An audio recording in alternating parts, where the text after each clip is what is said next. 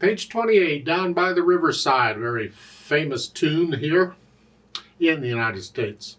It's a fun piece to play. It's got a lot of syncopation in it. It's got words. You want to sing it, you go right ahead. I don't sing in these videos, but you can sing if you want to. I suggest you wait and do the singing after you know the piece, though. 2 pages long, treble and bass clef. No sharps or flats in the key signature. We're in the key of C major. Make sure you can do the C major scale, at least 1 octave up and down. It's kind of important. 4/4 time signature, and we have a pickup beat. So we're coming in on beat 4. That means the first 3 beats should be someplace else, and they are. They're at the end.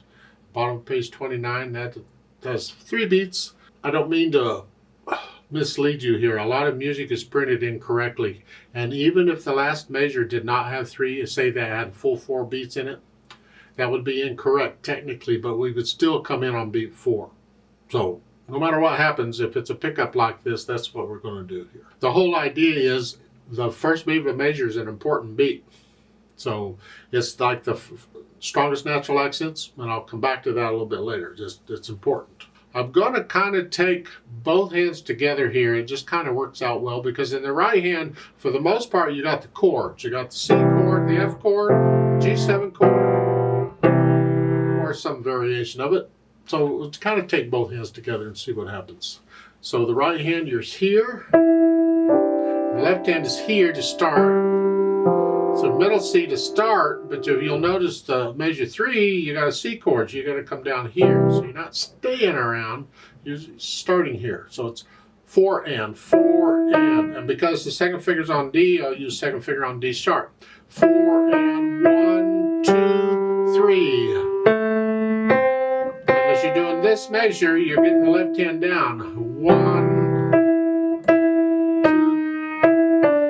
What's going on in measure 4? What is this? Okay, this is part of the syncopation. 1 and 2 and. Just take it slow and easy. 1 and, because the 8th note only gets half a count. It doesn't matter what follows the 8th note, but whatever it is has to come on the and of 1. 1 and. I mean, it could be a half note. It doesn't matter what note it is, but it has to come there. 1 and. And because it's a quarter note, it gets a full count, which means the next note comes on the and of 2. 1 and 2 and. Now we're playing on the ands. Don't you love it? Again, 1 and 2 and. And then the C is tied. So if I take out the tie and play both C's, 1 and 2 and 3 and 4 and. But I just hang on to the C. 1 and 2 and 3 and 4 and. And that rhythm and that measure is all over the place. So if you can get it, you got it. But I would like you to understand it and figure it out in the music rather than waiting for me to somebody to play it for you and then you say, oh, okay, and then you play it. It's better if you could figure it out yourself. Going on, measure 5, G7 chord here, and the right hand's going to come down here. Just third finger. Same rhythm as before. They gave you a natural sign in front of the C. They don't need the natural sign there. It's a C natural anyway, but it doesn't hurt because you just had a C sharp in the previous measure. That sharp is only good for that measure, but it's good to be clear, and the natural doesn't hurt anything. Okay, but even if the natural sign were not there in measure 6, it'd still be a C natural. And then during the rest of measure 7, the right hand's going to come back up.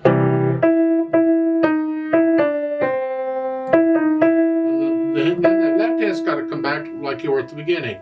Then left hand goes back down. So it's kind of repetitious, huh? Measure 13, this is different. You get G7 here and you hold that down. 1, 2, 3. Here and then here and then here. Now you hold the right hand down. 1, 2, 3, 4, 1. Lift the right hand as you play the C in the left hand because the right hand has a rest. 2, 3.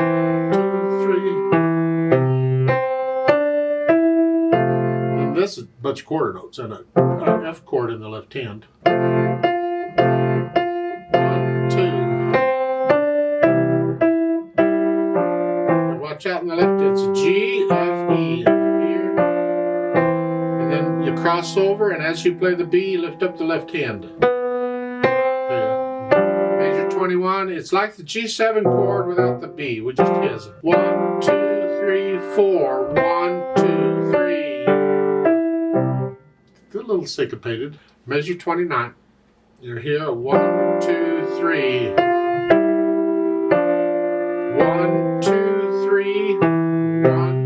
And you just reach up here to the octave, and then it's there. So for the last one.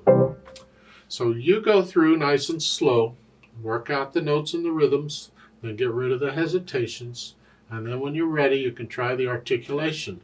We're going to slur this together at the beginning.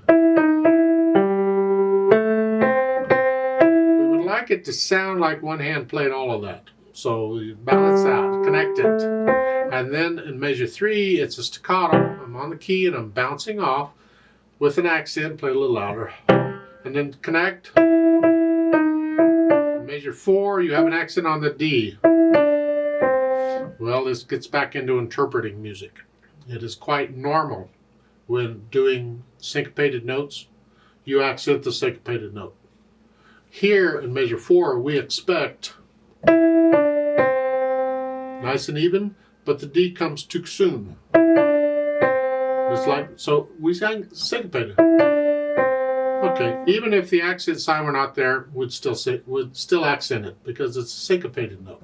And then going on, accent, staccato.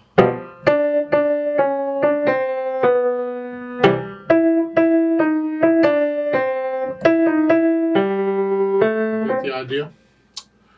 Measure 17, staccato, both hands, flexing at the wrist.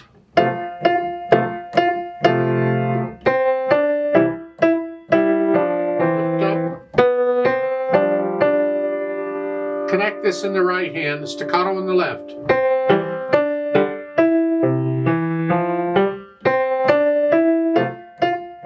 You put in the articulation. Then we can think about the dynamics.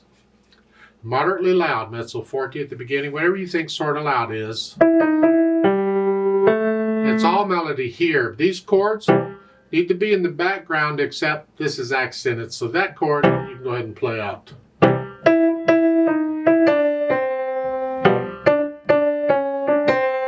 The accented note's going to be loud because we're at moderately loud and the accent takes it up a notch.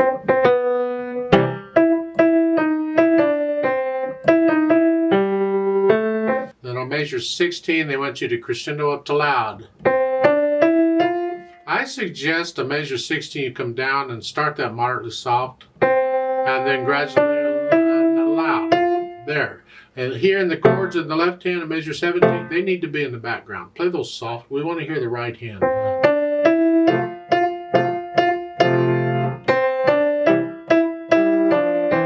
So even in measure 19, keep this soft. We want to hear the melody.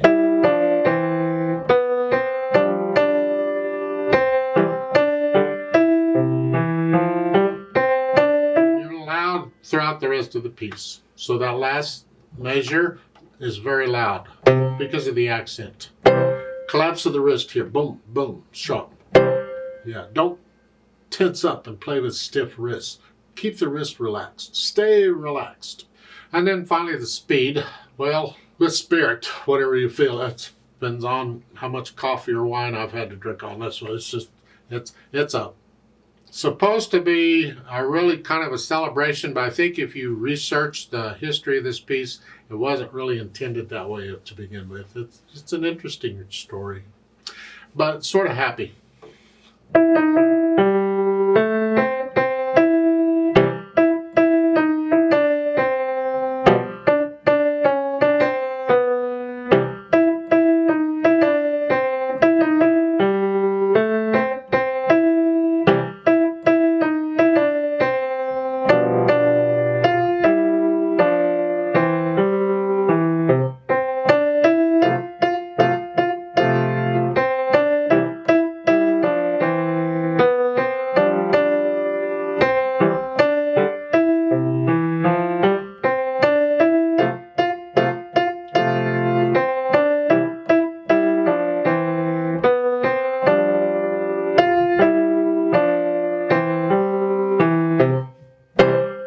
It's up to you on how you feel it. When you get into interpreting the music and things, you may adjust the dynamics a little. You may add in some other staccatos or take some out and accents and things. It's how do you feel it? You can't change the notes and the rhythm so much, although with this type of music you can change the rhythm if you feel like it. But you want to keep the melody pretty close to what's written. Let's play this together slowly and double check the notes and the rhythms and all. I'm not going to do any dynamics. I'm going to play both hands about the same. I'll try and do the accents a little. So I'll give us 3 counts because we come in on beat 4. This is just to make sure you're playing the right notes at the right time. 1 and ready and go and. 2.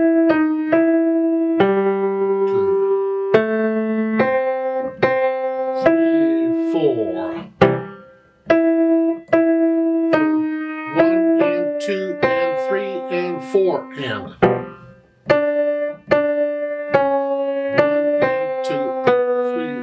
4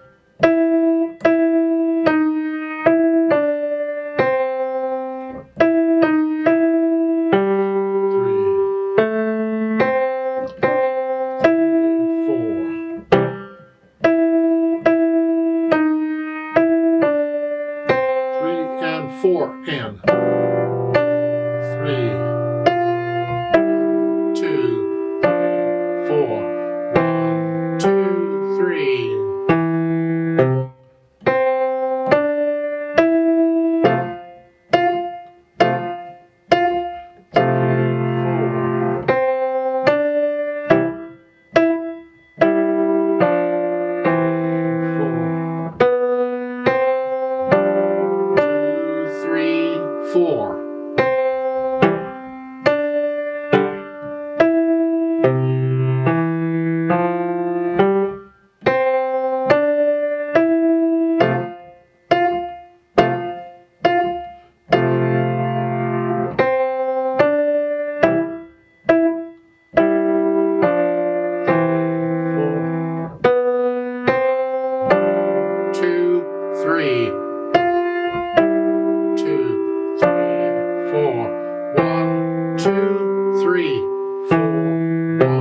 Rest.